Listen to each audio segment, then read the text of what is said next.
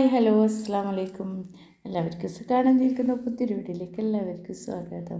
ഒരു beef biryani recipe ആയിട്ടാണ് വന്നത്. എനിക്കിന്ന് ഉസ്താദിൻ്റെ ഫുഡാണ്, അപ്പോൾ അതിനുണ്ടാക്കിയ ഫുഡാണ് കേട്ടോ ഞാൻ കാണിക്കുന്നത്. 1 കിലോ ബീഫാണ് കേട്ടോ. അപ്പം ഞാൻ 5 ഉള്ളി എടുത്തിട്ടുണ്ട്. അപ്പോൾ 3 ഉള്ളി വേറെ മുറിച്ചിട്ടുണ്ട്, 2 ഉള്ളി വേറെ ആയിട്ട് മുറിച്ചിട്ടുണ്ട് കേട്ടോ. ഇത് പൊരിച്ചെടുക്കാൻ വേണ്ടിയിട്ടാണ് കേട്ടോ 2 ഉള്ളി വേറെ മുറിച്ചത്. വലിയ തക്കാളി ആണെങ്കിൽ 3 മതി, ചെറിയ തക്കാളി ആണെങ്കിൽ 4 കേട്ടോ. ഇപ്പം ഞാൻ 4 തക്കാളി എടുത്തിട്ടുണ്ട്. ഒരു 10-15 വെളുത്തുള്ളിയും ഒരു വലിയ കഷ്ണം ഇഞ്ചിയും അതുപോലെ തന്നെ 4-5 പച്ചമുളകും എടുത്തിട്ടുണ്ട് കേട്ടോ. അത് അവിടെ ചതച്ച് മാറ്റി വെക്കാം.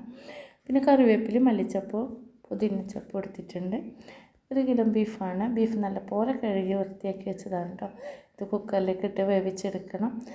ആവശ്യത്തിന് ഉപ്പിട്ട് കൊടുക്കുക, 1/4 സ്പൂൺ മഞ്ഞൾപ്പൊടി ഇട്ട് കൊടുക്കുക, 1/2 സ്പൂൺ മുളക് പൊടി ഇട്ട് കൊടുക്കുക, ഗരം മസാലപ്പൊടി ഇട്ട് കൊടുക്കുക, നമ്മൾ പൊടിച്ചതാണ് കേട്ടോ വീട്ടിൽ നിന്ന്. അതുപോലെ തന്നെ ബീഫ് മസാലപ്പൊടി ഇട്ട് കൊടുക്കുക. 1.5 സ്പൂൺ ഞാൻ ഇഞ്ചി വെളുത്തുള്ളിയും പച്ചമുളകും ചതച്ചത് ഇട്ട് കൊടുക്കുന്നുണ്ട്. 1 സ്പൂൺ വിനാഗിരി ഒഴിച്ച് കൊടുക്കുന്നുണ്ട് കേട്ടോ. കുറച്ച് മല്ലിച്ചപ്പും പുതിനച്ചപ്പും ഇട്ട് കൊടുത്ത് നല്ലപോലെ ഇളക്കി കൊടുക്കുക. ഞാൻ ഇട്ടിട്ടില്ല കേട്ടോ, ഞാൻ വിട്ടുപോയതാണ്. അത് 8 വിസിൽ വരുന്നത് ഓരോരു വേവാണ് കേട്ടോ. അപ്പോൾ അതുവരെ നമുക്ക് വേവിച്ചെടുക്കാം. പിന്നെ ഞാൻ ചിക്കൻ മസാലയൊക്കെ പുറത്ത് വെച്ചിട്ടുണ്ട് കേട്ടോ. ചിക്കൻ പൊരിക്കാനാണ്, അത് ഞാൻ അടുപ്പത്ത് വെച്ചിട്ടുണ്ട്. ചീനി ചട്ടിയാണ് കേട്ടോ അതിന് വേണ്ടിയിട്ട് വെച്ചത്. കുറച്ച് വെളിച്ചെണ്ണ ഒഴിച്ച് കൊടുത്ത് കറിവേപ്പില ഇട്ട് കൊടുത്ത് പൊരിക്കാൻ വേണ്ടിയിട്ട് മസാല പുരട്ടി വെച്ച ചിക്കനും കൂടി ഇട്ട് കൊടുത്തു കേട്ടോ. പിന്നെ ഒരു പാത്രം അടുപ്പത്ത് വെച്ചിട്ട് 4 സ്പൂണോളം വെളിച്ചെണ്ണ ഒഴിച്ച് കൊടുത്തിട്ടുണ്ട്. കുറച്ച് അരക്കേച്ചും കൂടി ഒഴിച്ച് കൊടുത്തിട്ടുണ്ട് കേട്ടോ. ഉള്ളി മാറ്റി വെച്ചിട്ട് അപ്പോൾ അത് നൈസായിട്ടാണ് കേട്ടോ മുറിച്ചെടുത്തത്. അപ്പോൾ അതും കൂടി ഈ വെളിച്ചെണ്ണയിലേക്ക് ഇട്ട് പൊരിച്ചെടുക്കാൻ വേണ്ടിയിട്ടാണ്. അതിനൊക്കെ ചിക്കനൊക്കെ ഒരു ഭാഗം വെന്ത് വന്നിട്ടുണ്ട്, അത് തിരിച്ചിട്ട് കൊടുക്കുകയാണ്. ഈ ഉള്ളി പൊരിച്ചെടുക്കുമ്പോൾ കുറച്ച് ആർക്കേജും കൂടി ഒഴിച്ച് കൊടുത്താൽ കുറച്ചുകൂടി നല്ല ടേസ്റ്റ്, നല്ല മണമൊക്കെയാണ് കേട്ടോ ഉള്ളി പൊരിച്ചതിന്. അതുപോലെ ഒന്ന് ഇളക്കി കൊടുക്കുക. അപ്പോൾ എല്ലാത്തിനും ഒരുപോലെ ചുവപ്പ് കളർ കിട്ടും കേട്ടോ. റെഡ് കളറാകുമ്പോൾ നമുക്കിതെടുത്ത് മാറ്റാം. എന്താ വെച്ചാൽ നല്ലവണ്ണം ആയിക്കഴിഞ്ഞാൽ കരിഞ്ഞും പോകും കേട്ടോ. അതിനിടയ്ക്ക് ചിക്കനും കൂടി ഒന്ന് ഇളക്കി കൊടുക്കുന്നുണ്ട്. അതുപോലെ തന്നെ ഉള്ളിയും കൂടി നല്ലപോലെ ഒന്ന് ഇളക്കി കൊടുക്കുക. എല്ലായിടത്തും ഒരേപോലെ കളറാവണം. ഉള്ളി കൂടുതൽ ബ്ലാക്ക് കളറായി വന്ന് കയ്പ്പ് രസമായിരിക്കും ഉണ്ടാവാം. ഉള്ളിയൊക്കെ നല്ലപോലെ ആയി വന്നിട്ടുണ്ട്. ഇതെടുത്ത് മാറ്റിയതിന് ശേഷം അണ്ടിയും മുന്തിരിങ്ങയും കൂടി നമുക്ക് ഇതുപോലെ ചെറുത്ത് മാറ്റി വെച്ചിട്ടുണ്ട്. ഇനി നമുക്ക് ഈ ഓയിലിലേക്ക് നമ്മൾ ഇഞ്ചി വെളുത്തുള്ളി പേസ്റ്റ് ഇട്ട് കൊടുക്കാം കേട്ടോ. പച്ചമുളകും കൂടി 3 കൂടി പേസ്റ്റ് ആക്കിയതാണ്. മുറിച്ച ഉള്ളിയും കൂടി ഇതിലേക്ക് ഇട്ട് കൊടുക്കാം കേട്ടോ.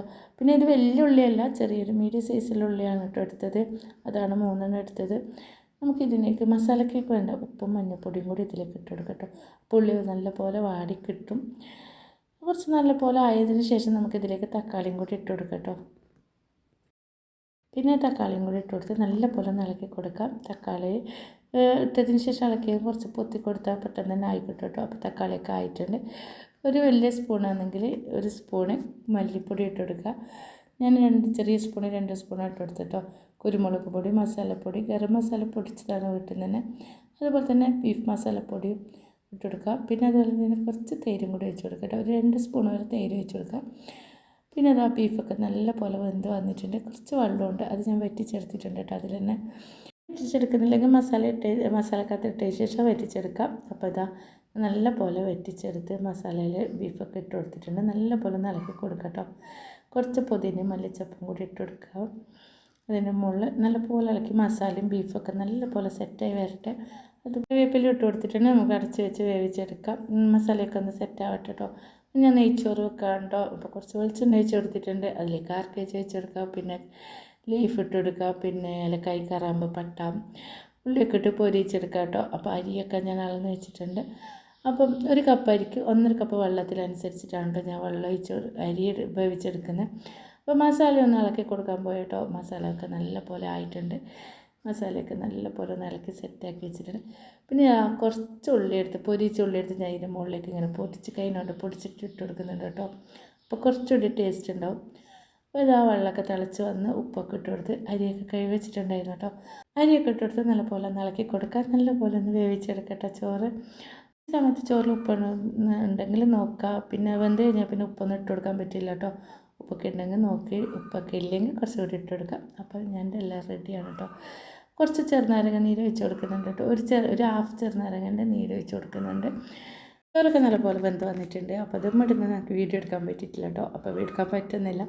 അപ്പോൾ മസാല അടിയിലിട്ട് കൊടുത്തു. പിന്നെ അതിൻ്റെ മുകളിൽ ചോറ് ഇട്ട് കൊടുത്തു. പിന്നെ അതിൻ്റെ മുകളിൽ ചെറുത്ത അണ്ടിയും മുന്തിരിങ്ങ ഉള്ളിയൊക്കെ പിന്നെ അതുപോലെ തന്നെ മല്ലിച്ചപ്പൊക്കെ ഇട്ട് കൊടുത്തു. കുറച്ച് ആർക്കേജൊക്കെ ഒഴിച്ച് കൊടുത്തിട്ടുണ്ട് കേട്ടോ.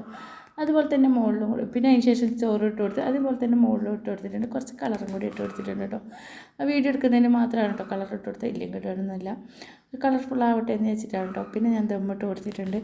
അതുപോലത്തെ ഒരു പിന്നെ കല്ലാണ് കേട്ടോ ഞാൻ എടുത്ത് വെച്ചത് മുടീൻ്റെ മുകളിൽ. പിന്നെ ഇതാ പത്തക്ക, പിന്നെ ചിക്കൻ പൊരിച്ചത്, തൈര്, പപ്പടം ഇതൊക്കെയാണ് കേട്ടോ കൊടുക്കുന്നത്.